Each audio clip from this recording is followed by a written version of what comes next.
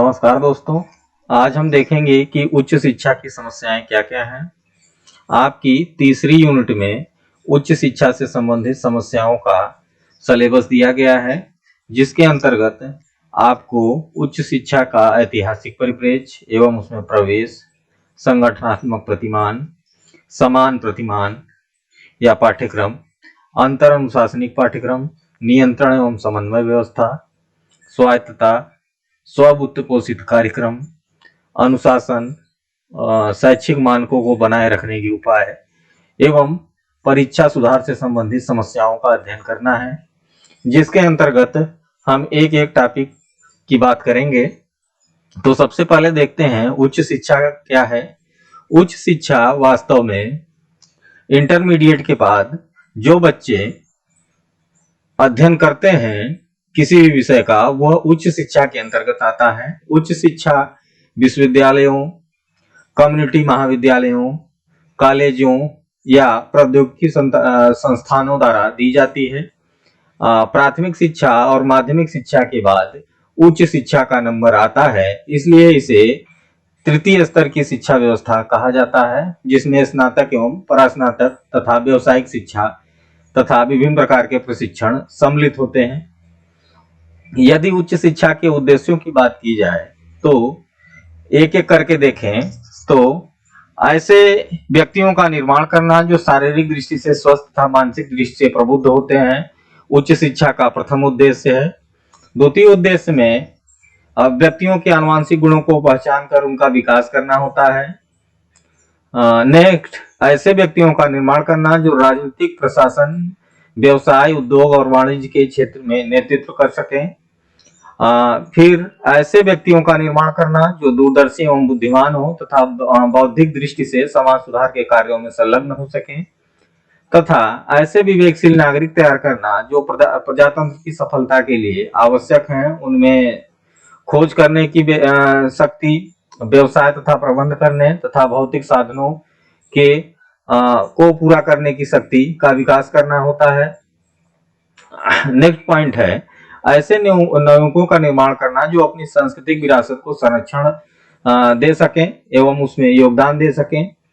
फिर है बालकों में चारित्रिक निर्माण का विकास करना।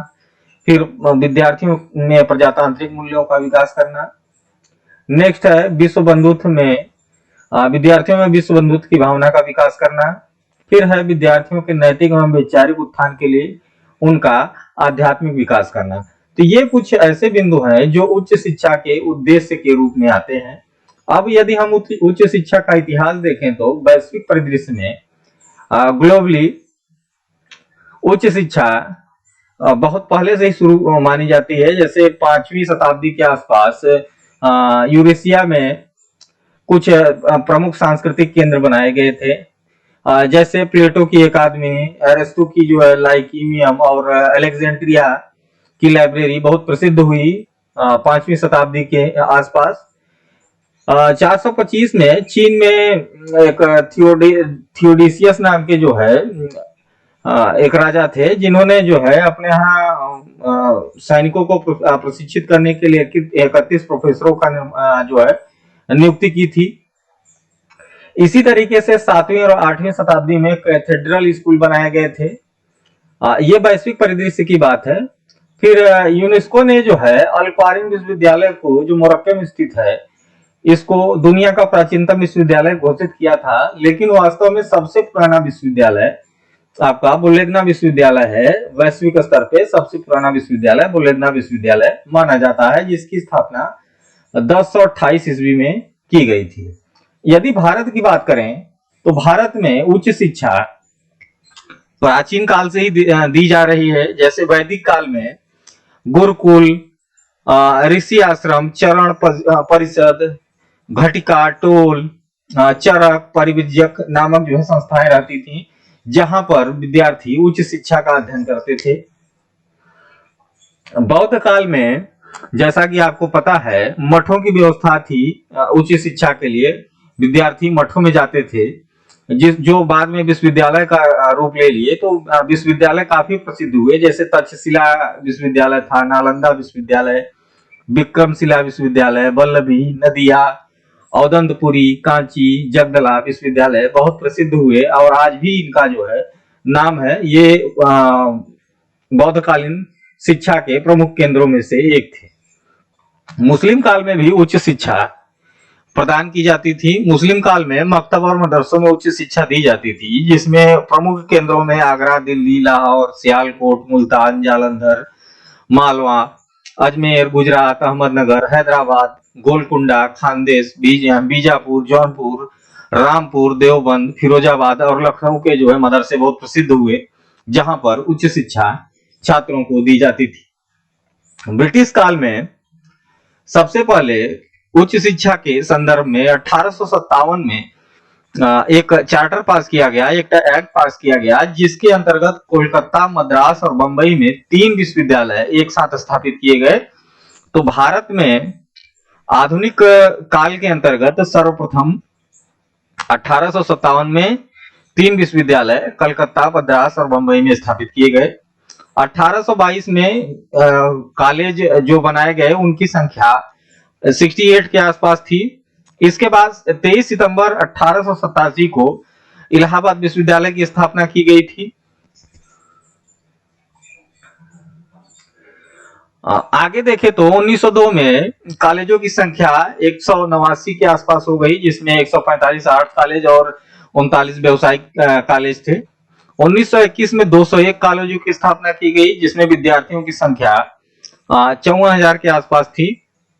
1916 से 21 के बीच यदि विश्वविद्यालयों की बात करें तो 7 नए विश्वविद्यालय बनाए गए 1916 से 21 के बीच, जिसमें मैसूर, पटना, बनारस, अलीगढ़, ढाका, लखनऊ तथा उस्मानिया विश्वविद्यालय थे।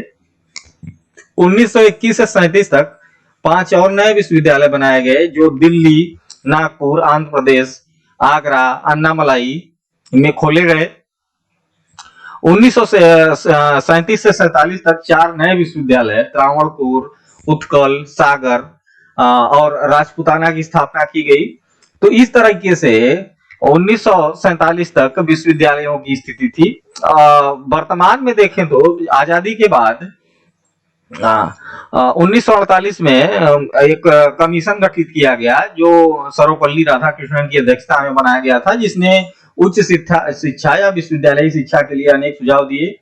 वर्तमान में देखें तो जो 1920 का 22 का जो डेटा है, उसके हिसाब से इस समय भारत में 54 सेंट्रल यूनिवर्सिटी हैं, 459 स्टेट यूनिवर्सिटी हैं, 27 जो है इंस्टीट्यूट हैं और 430 प्राइवेट यूनिवर्सिटी वर्तमान समय में भारत में हैं।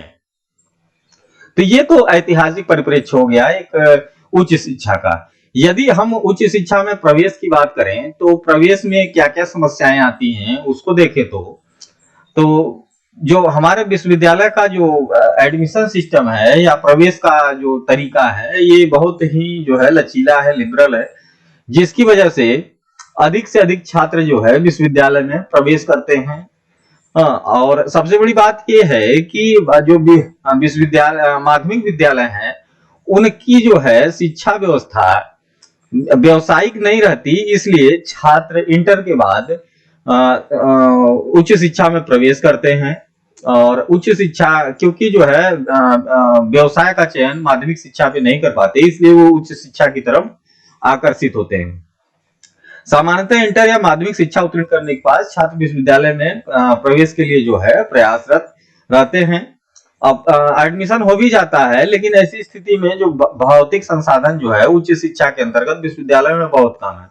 अब 50 एडमिशन की सीटें हैं, 50 छात्रों को बैठने की व्यवस्था है, रिसोर्स के मामले में और एडमिशन हो जाते हैं 100, तो बड़ी समस्या बनती है। तो ऐसी स्थिति से बचने के लिए विभिन्न प्रकार के उपाय किए जाते हैं। अब देखें तो जैसे आजकल विश्वविद्यालय स्तर पर प्रवेश परीक्षाओं का आयोजन किया जाने लगा है। पहले तो यूनिवर्सिटी अपने अपने स्तर से प्रवेश लेती थी, लेकिन अब एनटीए के माध्यम से, नेशनल टेस्टिंग एजेंसी के माध्यम से प्रवेश होने लगा है, जिससे थोड़ी सी जो है ट्रांसपेरेंसी आई है एडमिशन में, और छात्र जो है, जो एलिजिबल छात्र है, उन्हीं का एडमिशन जो है हो पाता है। नामांकन की स्थिति से अगर हम देखें तो जो नामांकन है या जो है प्रवेश की जो स्थिति है भारतीय विश्वविद्यालयों में, वो देखें तो ये देखें 16-17 में टोटल पॉपुलेशन का 3.6% जो है एडमिशन लेता था।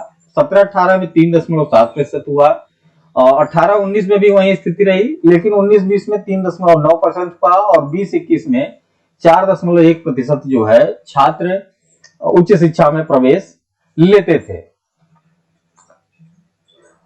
अब ये उच्च शिक्षा की जो बढ़ती संख्या है, इससे क्वालिटी ऑफ एजुकेशन प्रभावित होती है, क्योंकि रिसोर्सेस कम रहते हैं उच्च शिक्षा में, तो उससे कई समस्याएं जैसे जन्म लेती है। जैसे एक क्वालिटी ऑफ एजुकेशन हो गया, एक डिसिप्लिन की बात हो गई कि अनुशासन नहीं बन पाता और टीचर स्टूडेंट रेशियो बिगड़ता जा रहा है।